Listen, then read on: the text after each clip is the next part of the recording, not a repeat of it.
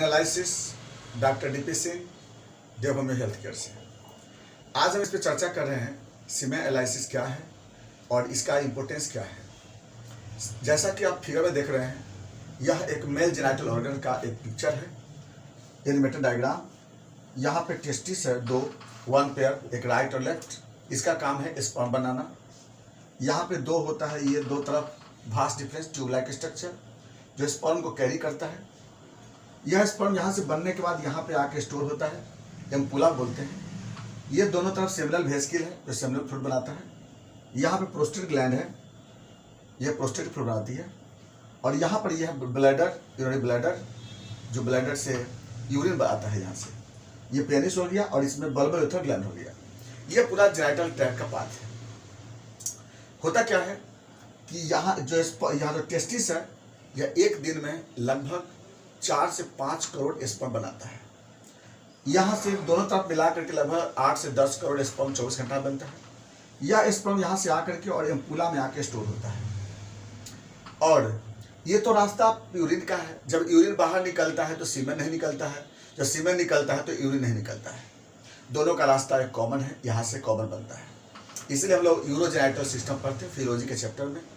आगे बात करते हैं इसमें हम लोग, जब सेक्सुअल इमोशन होता है जिस समय, तो सेक्सुअल इमोशन के समय यहाँ से सेमिनल वेसिकल से सेमिनल फ्लूइड बनता है, प्रोस्टेटिक फ्लूइड बनने लगता है और यहाँ से स्पर्म, तीनों मिला करके एक कलेक्शन होता है जिसको हम लोग बोलते हैं सीमेन कहते हैं।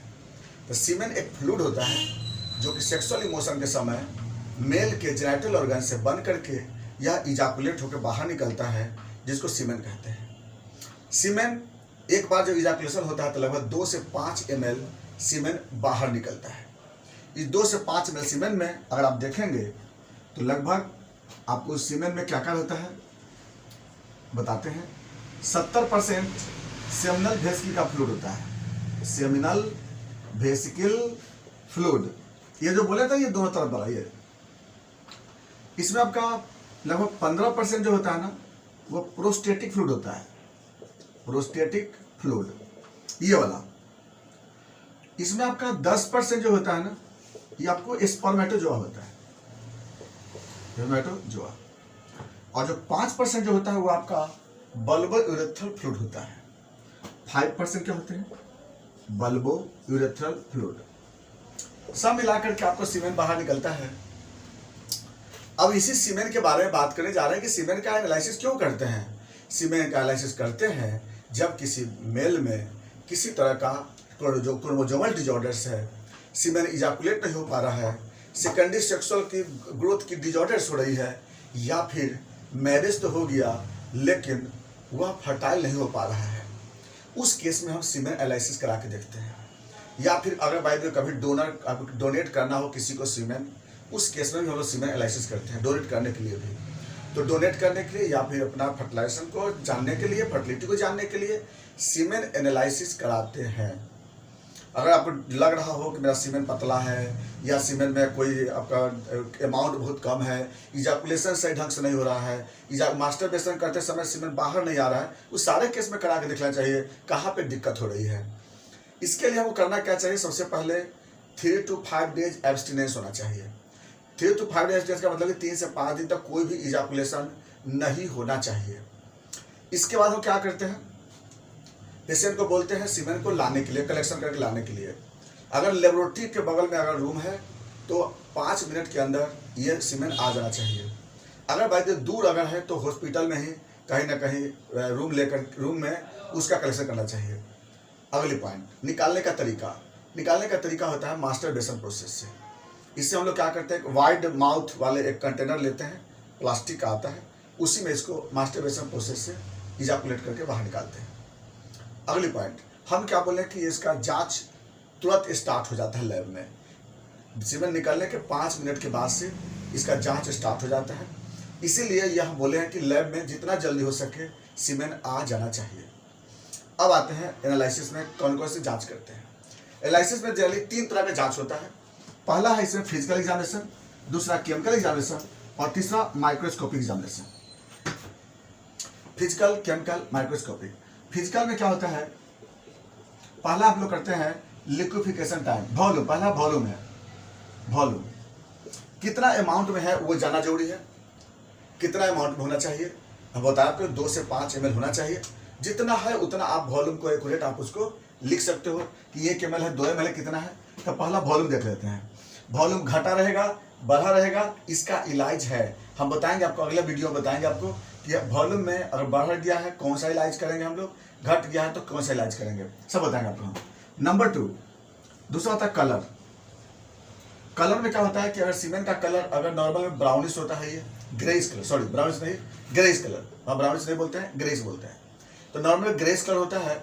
अगर ये सीमेंट में अगर कोई दिक्कत हो तो उसके साथ कलर जो होता है चेंज कर जाएगा आपको। जैसे येलो कलर में किस कब होता है, व्हाइट कलर, या फिर greenish colour, blackish colour, reddish colour, ये सब बताएंगे आपको हम आगे, जैसे जैसे वीडियो आने वाले हैं ना सारे बताएंगे आपको कि अलग अलग कलर में कौन सा मेडिसिन करेंगे हम, कलर वाइज मेडिसिन तो किया जाता है। अगला होता है आपका next liquefaction time. Liquefaction time यानी कि कितने देर में लिक्विफाई हो रहा है। नॉर्मल लिक्विफिकेशन टाइम 10 मिनट से 30 मिनट के बीच होता है। अगर लिक्विफिकेशन टाइम बहुत सारे मेल में देखते हैं कि लिक्विफिकेशन टाइम बढ़ जाता है तो उस केस में क्या होगा, फर्टिलिटी नहीं हो पाती है। 10 मिनट से घट जाता है उसमें भी फर्टिलिटी नहीं हो पाता है। इसके बारे में बताएंगे आपको हम, इसका आप बताएंगे कि इसका डिजॉर्डर है किसी पेशेंट को तो हम उसमें कौन सी दवा चलाते हैं, तो ये बताएंगे आपको लिक्विफिकेशन टाइम के बारे में आगे। इसके बाद जब लिक्विफिकेशन देख लेते हैं तब अगला होता है chemical examination. Chemical examination, chemical में क्या जांच करते हैं, सबसे पहले हम लोग पीएच देखते हैं कि इसका सीमेंट का पीएच कितना है, रिएक्शन जिसको बोलते हैं। तो सीमेंट जानते हैं कि अल्कलाइन होता है, ये 7.6 से लेकर के 8.2 पीएच इसका होता है, क्योंकि आपको मालूम है कि स्पर्मेटोजोआ एसिडिक मीडियम में डेथ कर जाता है, तो इसलिए सीमेंट का पीएच क्या होता है, एसिडिक। इसके बाद हम इसमें देख लेते हैं फ्रुक्टोज का अमाउंट। फ्रुक्टोज का अमाउंट कितना होना चाहिए, जैसे अगर फ्रुक्टोज के कारण तो स्पर्मेटोजोआ जिंदा रहता है, अगर फ्रुक्टोज का अमाउंट घटा रहेगा तो स्पर्म मर जाता है। इसका तीसरे नंबर पर आता है माइक्रोस्कोपिक, क्योंकि हर का हम अप्लाइड हम आगे बताएंगे आपको हम। नेक्स्ट वीडियो आप देखते जरूर रहिएगा जरूर इसमें कि उसमें क्या क्या आने वाला है, बहुत इंपॉर्टेंट टॉपिक आने वाला है। अब अगर माइक्रोस्कोपिक में क्या करते हैं, थर्ड में आता है माइक्रोस्कोपिक।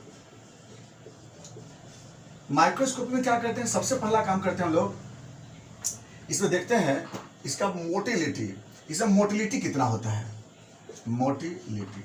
और मोटिलिटी पे वीडियो बनाएंगे आपको हम, बताएंगे आपको कि नॉर्मल मोटिलिटी कितना होना चाहिए, एक्टिव मोटिलिटी मोटाइल कितना होना चाहिए, क्योंकि मोटिलिटी अगर नहीं होगा तो फिर उस केस में क्या होगा, स्पर्म काउंट रहते हुए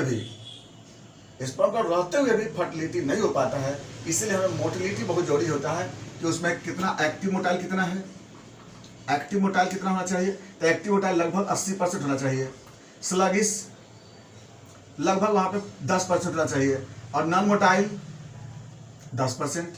यानी देखो ये आपको सबसे अच्छा एक्यूरेट वैल्यू होती है कि कितना मोटिलिटी होना चाहिए, हमें एक्टिव कितना होना चाहिए, और टाइम टू टाइम भी इसका पता हम लगाते हैं कितने देर में कितना एक्टिव रहना चाहिए, है ना। तो ये हम लोग ये तो हम लोग नॉर्मल करके देते हैं ना पेशेंट को कि एक्टिविटी कितना है उसका स्पर्मेटोजोआ का। एक्टिविटी एक्टिव के बाद हम लोग मोटिलिटी के बाद दूसरा आता है काउंट। इसे देखते हैं सेकेंड काउंट, नॉर्मल काउंट कितना होना चाहिए स्पर्म का, तो नॉर्मल काउंट 80 से लेके 120 मिलियन पर ml होता है। 1 ml में 80 से 120 मिलियन होना चाहिए। अगर इससे कम है तो इसमें आपको हो सकता है फर्टिलिटी में दिक्कत हो, और 20 मिलियन से कम हुआ तो एकदम फर्टिलिटी नहीं हो पाएगी। उससे पहले अगर ज़्यादा है तो हो भी जाता है, डिपेंड करता है मोटिलिटी पे, काउंट डिपेंड करता है मोटिलिटी पे, याद रखें चीज़ को। और उसके बाद हम लोग पता लगाते हैं कि फर्टाइल हो पाएगा कि नहीं हो पाएगा। इसके बाद माइक्रोस्कोप में अगला क्या देखते हैं हम लोग, सेलुलर मटेरियल। सेलुलर मटेरियल जैसे जिसमें देखेंगे क्या क्या देखेंगे, सबसे नंबर 1 आरबीसी देखते हैं। आरबीसी इसमें होना चाहिए कि नहीं, आरबीसी नहीं होना चाहिए, तो आरबीसी नील, अगर मिल रहा है इसका मतलब कहीं ना कहीं डिजॉर्डर्स है। नंबर 2 आता है इसे पस सेल। पस सेल कितना होना चाहिए इसमें, तो पस 0 से 1 पर HPF होना चाहिए। अगर इससे ज्यादा है इसका मतलब कहीं ना कहीं पायोजेनिक इन्फेक्शन है, गोनोरिया का इन्फेक्शन है या क्लेमाइडिया का इन्फेक्शन है। अगला है एपिथेलियल सेल, 1 से 2 पर HPF होता है उसमें, उतना नॉर्मल है। इसके बाद बैक्टीरिया देखेंगे, नहीं होना चाहिए इसमें, पैरासाइट नहीं होना चाहिए। ये तो था आपका सीमेन एनालिसिस का तरीका। नेक्स्ट वीडियो में चलेंगे हम लोग इसके बारे में 1 बाय 1 करके चलेंगे। वॉल्यूम का दिक्कत क्या होगा, कलर में दिक्कत क्या होंगे, लिक्विफिकेशन टाइम का दिक्कत, पीएच का दिक्कत, मोटिलिटी का दिक्कत, सब के बारे में बताएंगे अलग अलग कि दिक्कत होने के बाद क्या हम इलाज करेंगे, क्या करते हैं। बाकी बातें नेक्स्ट वीडियो में। Thanks for watching.